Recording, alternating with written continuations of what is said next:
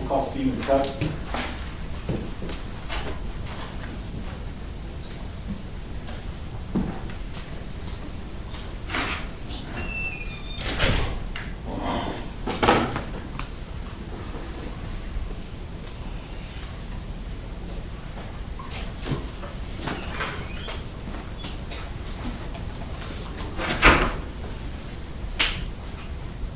Good morning. Good morning. Morning. Will you please raise your right hand for me? Do you so solemnly swear to affirm to tell the truth, the whole truth, and nothing but the truth, so help you God? I do. Thank you so much. You can be seated. And you are free to testify in your mask, or you can take your mask off, whichever you feel comfortable with, okay? All right. Thank you. Yep. You may proceed. 1 second.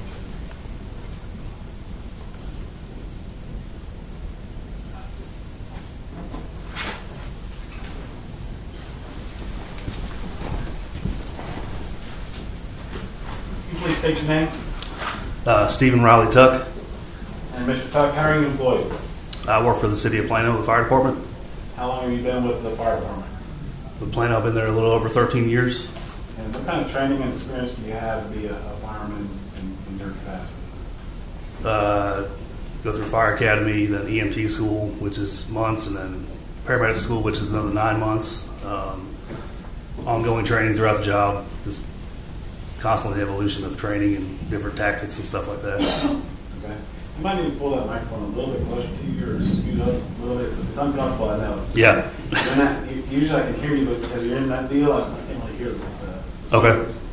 Okay, so tell me how it works, because I know that, I see like fire trucks and I see ambulances and things like that. How does it work as far as your role as a fireman?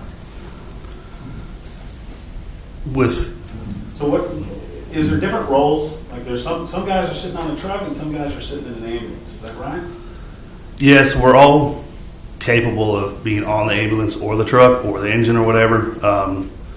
We're all firemen. We're all EMTs or paramedics and firemen. I happen to be on a truck.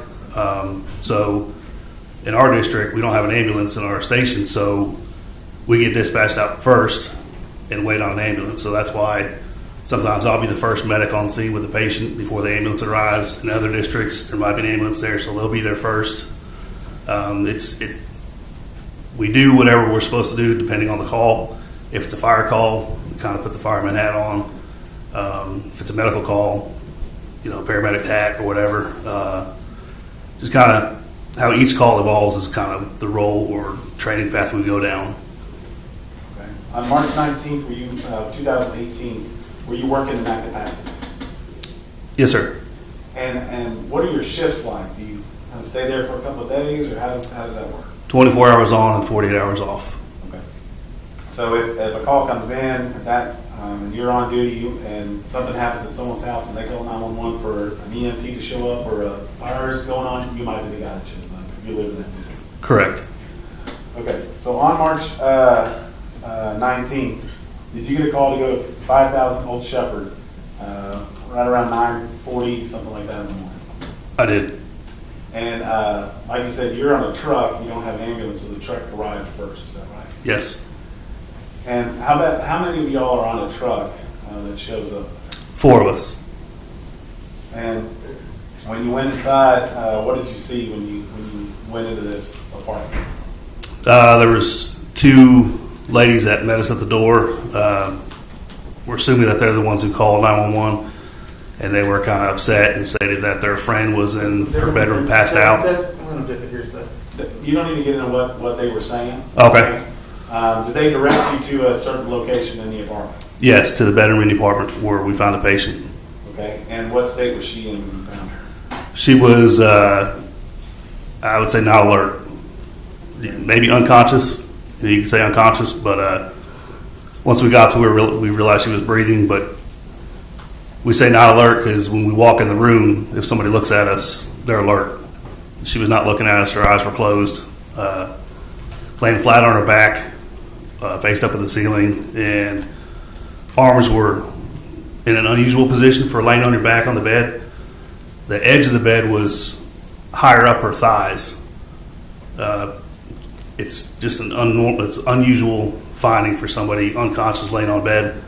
Like I said, her arms were down by her side, kind of bent out like this, and just laying there. And we went up to her and noticed she was breathing. And then I believe it was our driver did a sternal rub to see if she was alert, and she didn't really wake up, but she kind of moved her lip.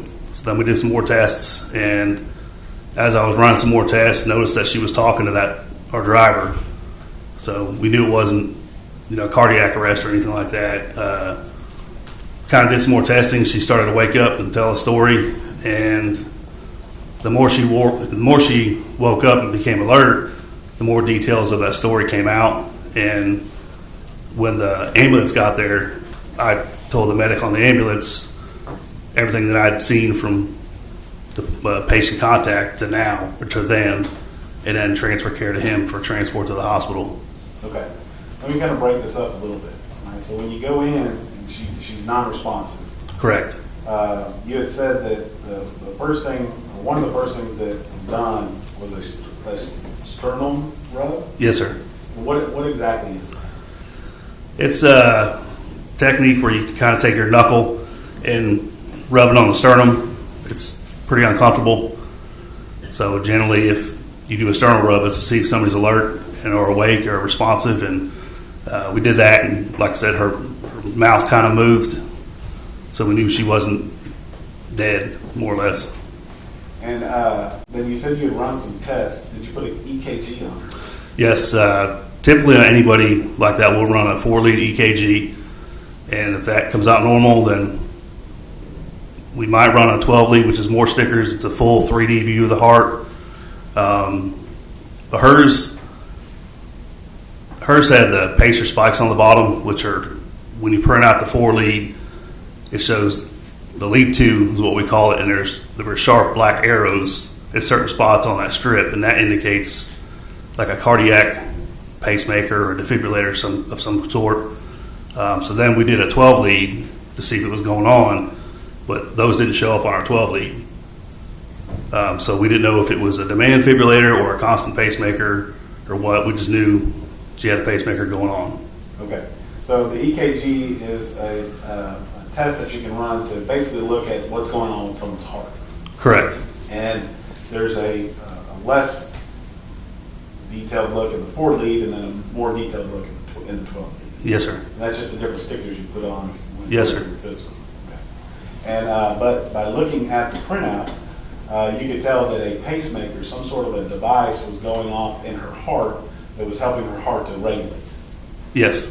All right. And then you said that she started to wake up, and what was she saying when she woke up?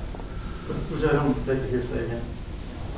It's her present sense impression at the time. She's unavailable at this time, and so did you use this information in part of your treatment of trying to figure out what was going on with her? Yes. That objection will be overruled. You may continue. Thank you. So what was she telling you was happening when she woke up, or had happened? She said she had a bad dream and didn't think anything of it, and then she said it again. And what was this dream about? She said she had a bad dream of a man that tried to smother her with a pillow, and we didn't know what to think of it. At that time, you didn't know what was going on. You just knew that you got called to a woman who Correct. was laying down. Yes. So then you put her on a gurney, Yes. and then she's transported by the ambulance, which is a different driver that came and picked her up and brought her to the hospital. Yes, sir.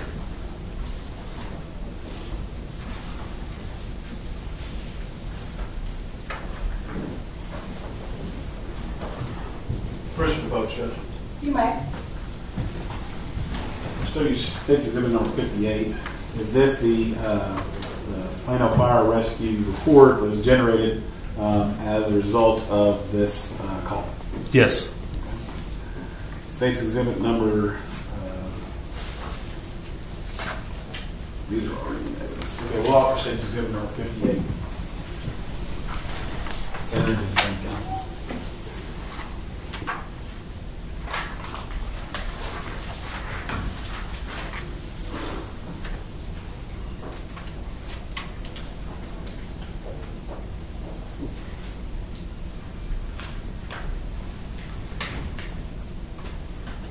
Correct. All right, so state's exhibit number 58 is the EMT report, correct? Yes, sir. All right, that will be it. Showing you state's exhibit number 58. Does that monitor not work next to him, Judge? I guess. I don't believe it's turned on. We can, Well, I just want to just basically point out that we have our time of March 19th of 2018, and around 9:43 is when you're doing this assessment. Is that right? Yes, sir.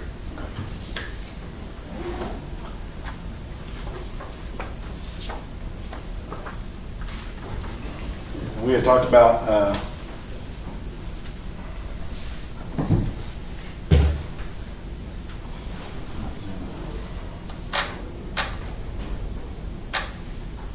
state's exhibit number 41. Does that show Miss Bartel, the lady that you helped out that morning?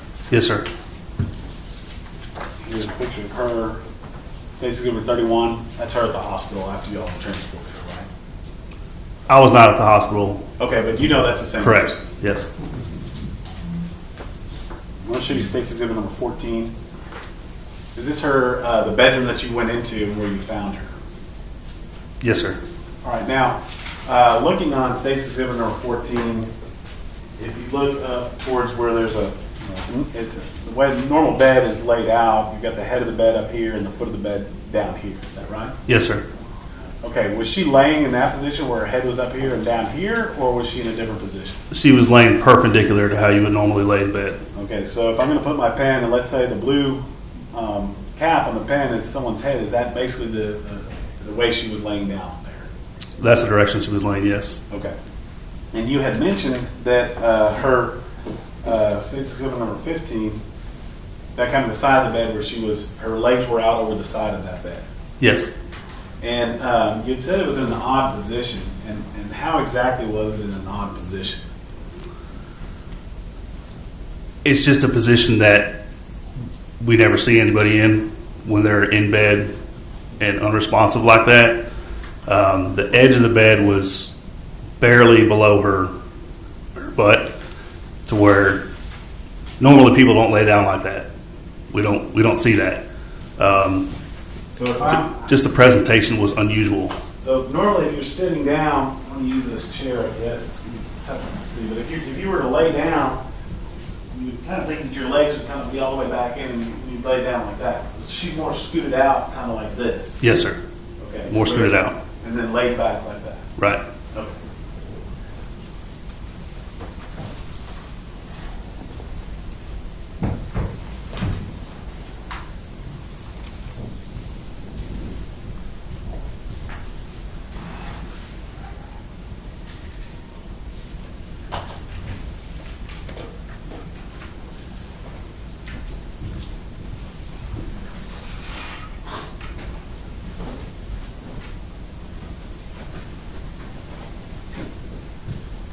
So you said you had responded to Old Shepherd Place?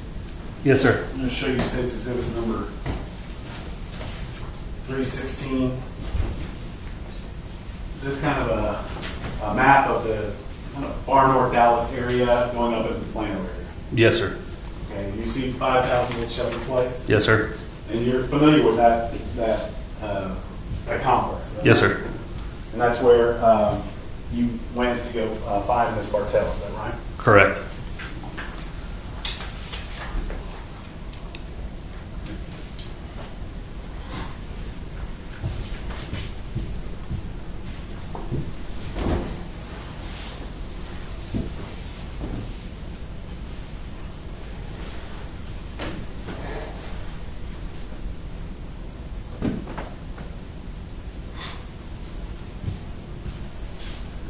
All right, I'll pass over this.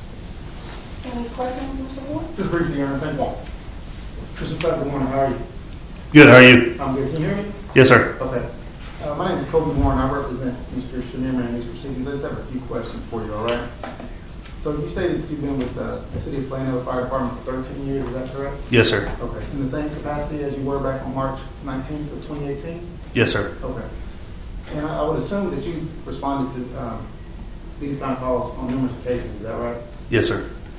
And it'd be fair to say that when you go to a scene and then you assess the scene, and if a person's responsive enough to convey information to you, you just take down that information that they give you. Is that right?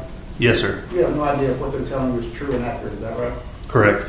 That's all right now. Thank you. Mr. Fitzmartin, you have any more questions? Yeah, Mr. Tucker, you said that she had mentioned that a man had come in. Did she give you a description of a black man that had come in? Yes, sir. I'm going to object to leading.